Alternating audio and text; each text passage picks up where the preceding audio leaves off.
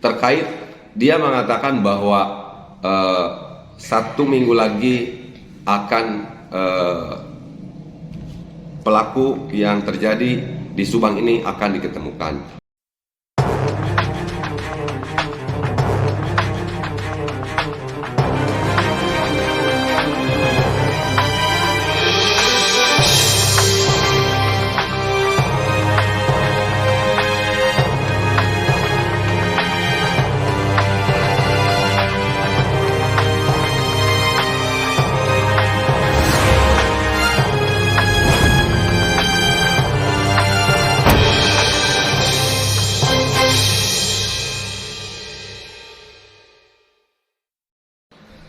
Assalamualaikum warahmatullahi wabarakatuh. Selamat malam teman-teman semuanya. Pada kesempatan malam hari ini saya ingin menyapa teman-teman semuanya juga, karena memang akhir-akhir ini agak sedikit banyak waktu lenggang, banyak komentar-komentar yang belum bisa terjawab oleh saya. Karena memang sekarang ini sekali lagi banyak waktu lenggang ya, di sela kesibukan saya dalam melakukan kegiatan lain. Itu saya ingin menyapa sekaligus menjawab beberapa pertanyaan yang ada di kolom komentar dalam video-video saya sebelumnya.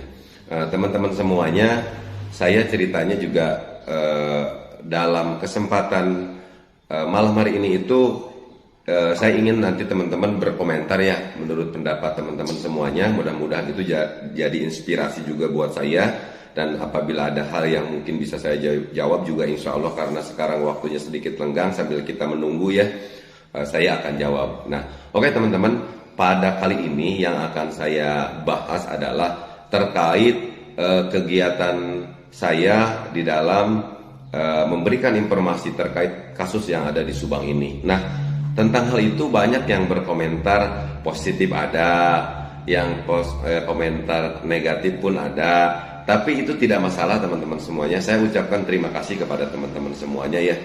Karena berarti yang berkomentar itu pun juga intinya kan menonton video saya. Karena saya rasa tidak mungkin ya kalau misalkan dia bisa berkomentar tetapi tidak nonton videonya. Itu artinya berarti tidak melihat isi videonya itu seperti apa dan bagaimana. Jadi wajar-wajar saja kalau misalkan hanya berkomentar dan tidak melihat videonya, tidak melihat isinya, kan seperti itu ya teman-teman semuanya. Nah, ini yang ini komentar yang mengatakan bahwa saya itu cari popularitas karena sebuah kepentingan. Nah, teman-teman, untuk mencari sebuah popularitas sebenarnya itu bukan tujuan saya ya teman-teman semuanya. Karena tujuan saya itu kan saya bilang bahwa saya hanya ingin membantu orang yang memang membutuhkan. Tetapi jujur ini saya katakan kepada teman-teman semuanya, saya berkali-kali perasaan ya selalu menyampaikan bahwa saya itu sebenarnya tidak punya apa-apa teman-teman semuanya. Kali ini hanya bisa melakukan sesuatu sesuai dengan apa yang saya bisa lakukan saja. Tidak ada hal lain yang luar biasa menurut pendapat. Jadi dalam hal ini saya bukan berarti saya percaya kepada hal yang sifatnya spiritual ya teman-teman semuanya. Karena sudah dijelaskan di dalam KUHP pasal 184 juga yang dikaitkan dengan sebuah kasus.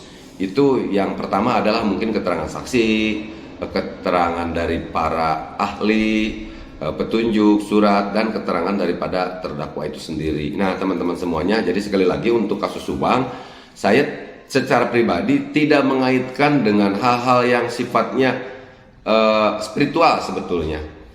Nah tetapi kenapa saya dekat dengan mereka, saya membangun komunikasi dengan semua orang.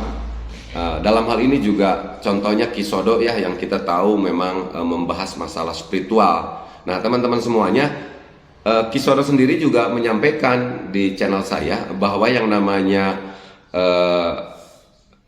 dia lebih baik katanya menyebut dirinya dukun. Nah, tetapi dukun di sini sebetulnya kan bisa dikatakan ahli, kata beliau. Nah, tetapi dalam hal ini sekali lagi saya tidak dikaitkan dengan spiritualnya, tetapi saya hanya melakukan hubungan yang baik. kalau di Muslim mungkin ada yang namanya hablum minanas teman-teman semuanya.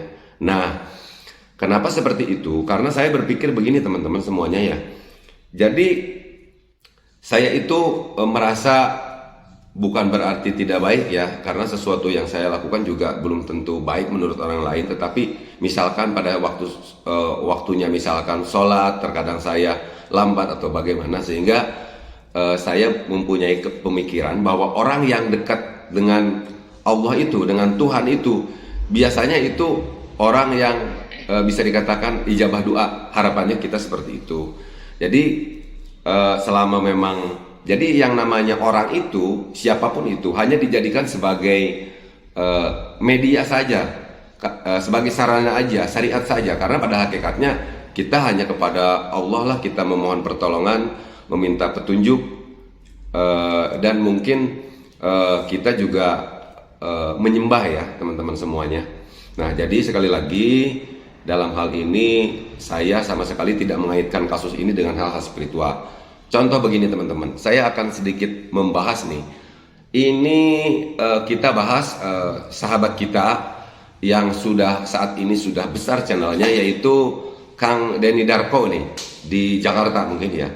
Kemarin di dalam channelnya beberapa hari yang lalu, dan beberapa nih channel yang saya simak nih, terkait dia mengatakan bahwa 1 minggu lagi akan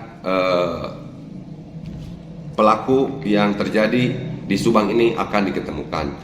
Nah, kita tahu kan, walaupun misalkan akhirnya itu ramalan dia itu tidak sesuai gitu, tetapi saya sangat mengapresiasi kepada Kang Denny Darko. Kenapa teman-teman alasan saya mengapresiasi kepada beliau?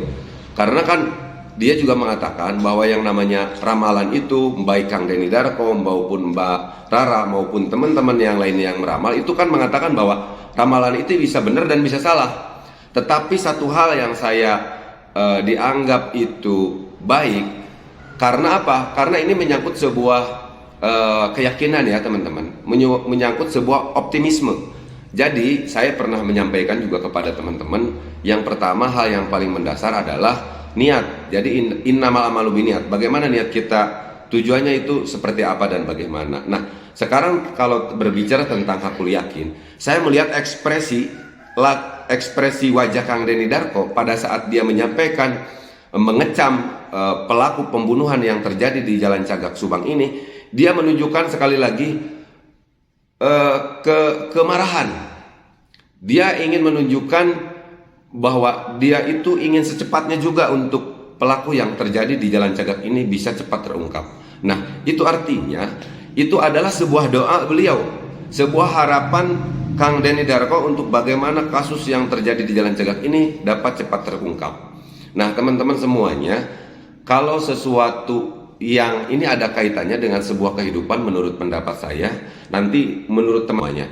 Nah, kita kembali lagi ya teman-teman semuanya. Ini berbicara tentang optimisme. Kalau misalkan kita berbicara kaitannya dengan sesuatu hal yang akan kita lakukan saja ya, misalkan apakah itu di bidang usaha atau apapun, kalau misalkan hati kita yakin, lakukan, insya Allah akan mendapatkan sesuatu yang sesuai dengan harapan. Itu kan yang namanya usaha. Doa itu adalah usaha. Adapun nanti hasilnya seperti apa, itu semuanya kita serahkan kepada Tuhan yang Maha Kuasa, karena itu bagian daripada hakikat teman-teman semuanya.